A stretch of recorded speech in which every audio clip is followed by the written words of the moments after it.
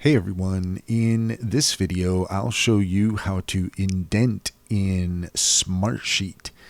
In order to do so, first off, here we are in Smartsheet, and I have a simple project plan open to demonstrate how you can use the indent feature. So first off, the indent button is going to be found right here, and at the moment you will see that it is grayed out.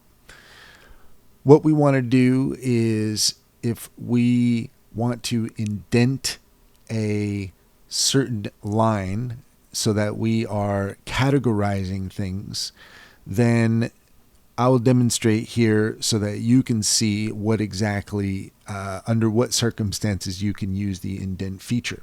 So I'm going to just type in here test. So now we have this line that has been created under this category.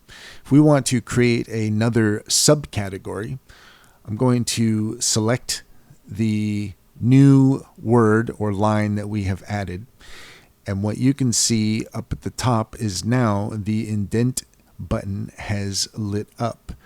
And so if we click it, you can see that this has now created an indent, and it's created a new category, and that is how you can use the indent feature, and that's all there is to it.